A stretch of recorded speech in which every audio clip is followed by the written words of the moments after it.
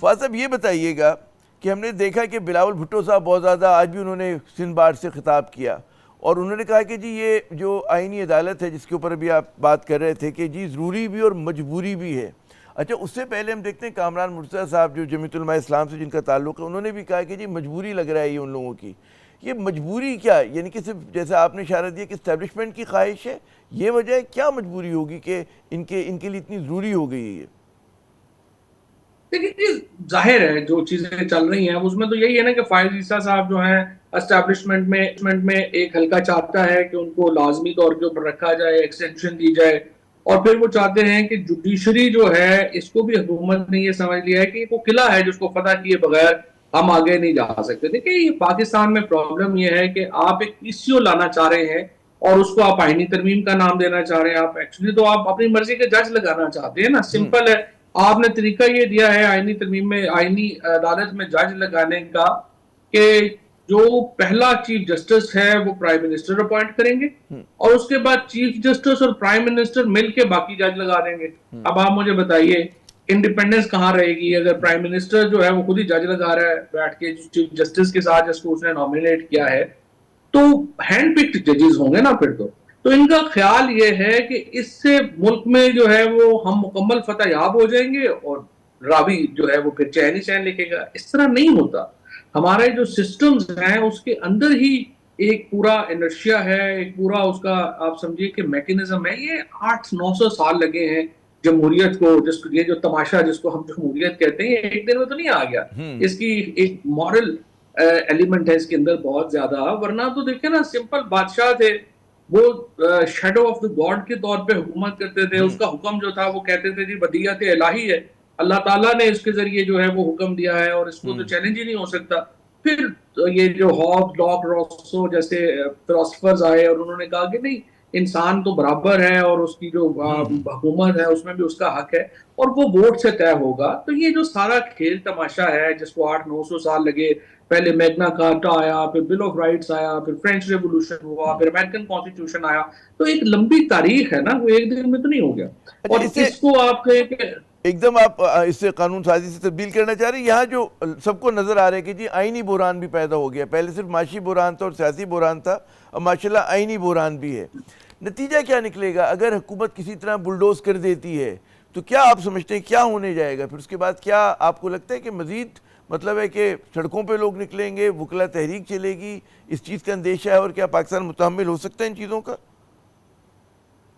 ہو سکتا ہے فی الحال لوگ نہ نکلیں, ہو سکتا ہے, کیونکہ دیکھیں سچی بات یہ ہے کہ تحریک انصاف کے پاس تو کوئی پولیٹیکل اسٹریٹجی اب تک نہیں آئی اور کوئی چیلنج بھی اب تک حکومت کو وہ نہیں دے سکے. ان کی جو ایک جو پالیٹکس ہے اس کے اپنے مسائل ہیں, اس کی وجہ سے کوئی ایز سچ کوئی بڑا چیلنج PTI کی طرف سے حکومت کو نہیں ہے. وہ زبردستی خود ہی چیلنج دے دیتے ہیں. مقبولیت جو عمران خان کی ہے وہ حکومت کے لیے چیلنج اتنا بڑا ہے, اور اخلاقی طور کے اوپر چونکہ حکومت کے پاؤں نہیں ہیں تو وہ پھنس جاتے ہیں. ادروائز کوئی اتنی بڑی اسٹریٹجک تو PTI کی طرف سے ابھی تک کوئی آئی نہیں ہے کہ وہ کوئی چیلنج دے سکیں.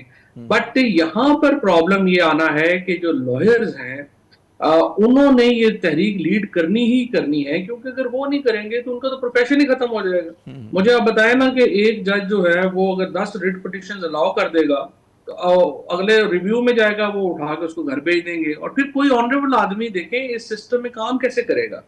کوئی بندہ جو ہے وہ اس کانسٹیٹیوشنل اور سپریم کورٹ میں یہ جو سارے ججز ابھی بیٹھے ہوئے ہیں ٹو بی فیئر ود, یہ کوئی اپنا پیسوں کے لیے تو نہیں لے ہوئے نا. ایک تو ہوتا ہے کہ چلو جی جس پریکٹس نہیں ہے زیادہ یا چال نہیں رہی تو وہ کر لے گا, بٹ موسٹ آف دیز ججز جو سپریم کورٹ میں ہیں یہ تو انٹرنیشنل اسٹینڈرڈ کے لائرز ہیں. تو ان کو یہ پرابلم نہیں ہے کہ انہوں نے کوئی فیسوں لینی ہے یا درست. 10 اچھا آپ نے لاکھ کئی مرتبہ آپ نے کہا کہ جی PTI کے پاس کوئی حکمت عملی نہیں ہے, اور واقعی مطلب ہے ان کی مشکلات میں اضافہ ہو رہا ہے, مقبولیت اپنی جگہ پر, لیکن حکومت کے پاس بھی کوئی اسٹریٹجی نظر نہیں آ رہی, اور پاکستان جو ہے ایک مسائل میں گھرا ہوا ہے, بحرانوں میں گھرا ہوا ہے, ایگزٹ اسٹریٹجی کسی کے پاس نہیں ہے. یا آپ کو لگتا ہے کہ ہے, اور اگر ہو سکتی ممکنہ طور پہ آپ کیا تجویز کریں گے, کیا ہونا چاہیے پاکستان کے اس کرائسس کو ریزالو کرنے کے لیے؟ کیونکہ ہم سلوشنز کی بات بالکل نہیں کر رہے, تو پروگرام کے آخری لمحات میں کچھ اگر آپ اس پہ روشنی ڈال سکیں. دیکھیں یہ سلوشن تو اس کا عمران خان کی انکلوژن کے بغیر تو پاسبل نہیں ہے نا. ضد یہ ہے کہ وہ کہتے ہیں جی ہم نے مائنس عمران خان پاکستان چلانا ہے. اب 2/3 پاکستان جس کے ساتھ کھڑا ہے آپ کہہ رہے ہیں اس کو مائنس کر کے پاکستان چلائیں گے تو کیسے چلائیں گے؟ نہیں چل سکتا. اسی لیے پاکستان کے سارے مسائل ہیں. آپ عمران خان کو پالیٹکس میں تسلیم کریں گے اور اس کے بعد آگے سلوشنز جو ہیں وہ پھر ہو سکتے ہیں. پھر عمران خان کو بھی ظاہر اسپیس دینی پڑے گی, پولیٹیکل پارٹیز کو بھی, اسٹیبلشمنٹ کو بھی. وہ کئی راستے نکل سکتے ہیں, بٹ پہلی فرسٹ تھنگ فرسٹ ہے کہ آپ کو ماحول تو کریٹ کریں اور اس میں عمران خان کی جو ایک لیجٹیمیٹ پوزیشن ہے اس کو آپ ایکسیپٹ کریں گے تو ہی آپ آگے جا سکتے ہیں. ماحول بنانے کے لیے کیا کرنا ہوگا؟ فار ایگزامپل کل ہی عمران خان کو ابھی آپ ان کو جو ان کا لیگل رائٹ ہے کہ انہیں جو پرزنر ہے اس کی فیسلٹی دی جائے, انہیں آپ ادھر شفٹ کریں. ان کی بیگم کو آپ نے جعلی کیسز میں رکھا ہوا ہے, ان کو فوری طور کے اوپر ریلیز کریں. اور عمران خان کے اوپر بھی کیسز تو جعلی ہیں, لیکن چلیں جب تک بات چیت آپ نے کرنی ہے 15-20 دن آپ ان کو ادھر رکھیں اور یہ جو ٹمپریچر ہے وہ آٹومیٹکلی نیچے آ جائے گا, پھر بات چیت شروع ہو جائے گی. اور اس میں جیسے سپریم کورٹ کے میں بات کروں کہ جو فیصلہ آیا تفصیلی, اس میں الیکشن کمیشن کے کردار کو بہت ہی انہوں نے متنازع قرار دیا. تو کیا اس پورے پیکج میں یہ بھی ہوگا کہ نیا الیکشن کمیشن بنے, کیا جو متنازع چہرے ہیں وہ ذرا سا پیچھے ہٹیں؟ یہ بات کی باتیں ہیں. نہیں عامر, وہ تو جنوری میں ویسے ہی 3 لوگ تو ریٹائر ہو رہے ہیں, چیف الیکشن کمشنر اور 2 اور ریٹائر ہو رہے ہیں, اور نیا کمیشن تو بننا ہی بننا ہے, اس میں تو کوئی دو رائے نہیں ہے نا. نیا کمیشن آپ نے بنا وہ بن جائے گا.